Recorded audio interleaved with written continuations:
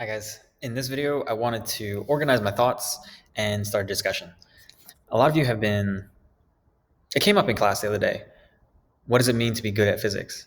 And this question has just been ringing in my head, and I have been going down some rabbit holes, and I'm trying to organize that. So this is that attempt.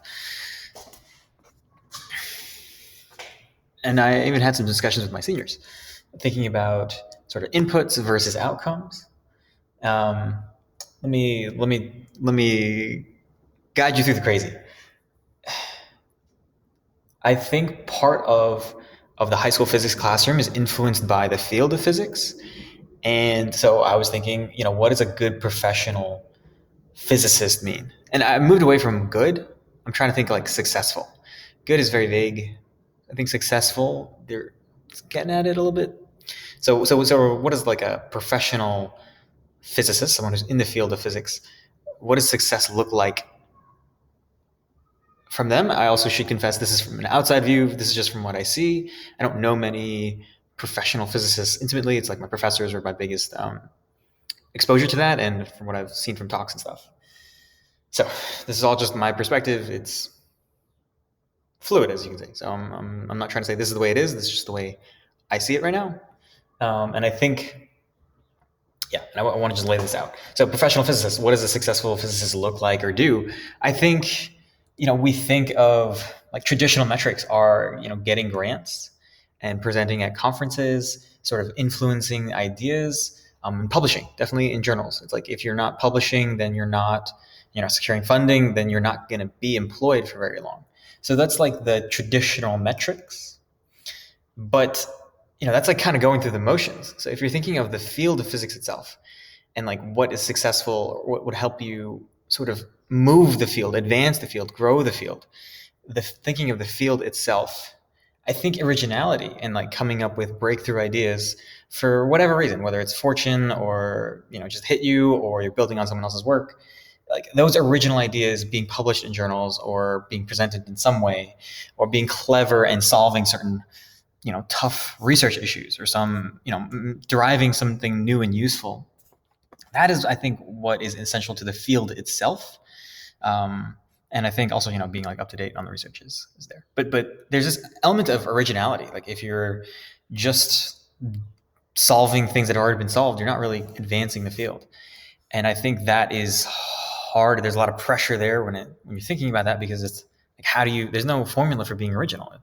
And it's kind of curious to think, anyone that's had breakthroughs in the past, like Einstein, like how did he make his breakthroughs? It's just an interesting story. I can't really do it justice, but basically, having confidence in your own ideas is key to having original ideas. If you're just like, you don't learn how to be original from being a textbook. That you sort of build that muscle over time by having your own ideas and seeing where they take you, and having confidence in yourself a little bit. Reading one biography of Einstein, I was impressed that he was looking to philosophers for their ideas. And it wasn't really based on anything previous.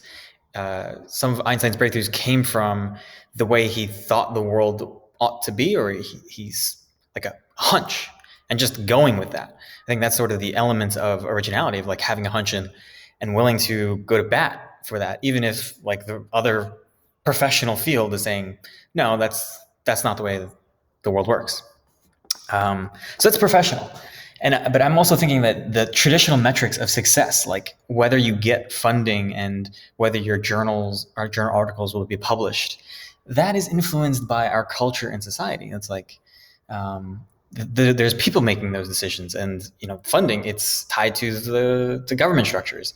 And if you're not marketing your research in a certain way, you may not get funding. So it's funny that physics as a field is embedded in culture and society, so that will sort of inevitably influence what we think of as success or as a successful physicist. And I don't mean to say this is the only means. Like there's definitely communicators that we think of as successful physicists, but does the field think of them as successful? I don't know. I don't want to go into that. I just want to say like the field is within our culture and society, and so it's influenced by that inevitably. And I'm thinking there's a part of physics that I think is different, or science that's different than, let's say, literature or history, in the sense that like there are some objective things that you can just measure. You can measure whether Einstein is right. You don't need the culture or society to agree. Like you can test it. Theoretically, you could test certain ideas and arrive at like, hey, these hold up. So there's some objective element to science, to physics, that I think makes it a little bit different. It's not just culture and society; it's embedded in culture and society. And if your ideas are just not accepted by the culture and society, it could be that those ideas will never spread. And so, for all intents and purposes, you are wrong, by the culture and society. But there is this element of Einstein said time, the passage of time that depends on the motion of the observer. That is a verifiable statement. You can have a clock in motion and see that like time passes differently for that clock versus a clock that's just at rest relative to the earth. So there's this element that's objective, and I think when we're looking at like the pure field itself of physics, that is sort of what we emulate in a high school physics classroom. I was thinking like, a high school physics classroom sort of prepares you in some ways for a college physics classroom, and that a college physics experience sort of prepares you for grad school, and grad school is kind of like preparation for being a professional physicist. This is where you're sort of training for your PhD or doing research under some, after you have your PhD, you're doing research for somebody, and then you will have a place in a university, and you'll be writing grant proposals yourself, and then working with undergrads and stuff. Like that's sort of the chain. And I think where we are in the chain, like this first link, is influenced by higher places in the chain, and and things in terms of, so like what it means to be a good high school physics student, I think is different from what it means to be a good college physics student versus what it means to be a good grad school student. I think there's similarities and patterns that kind of hold through, but just thinking sort of a bubble.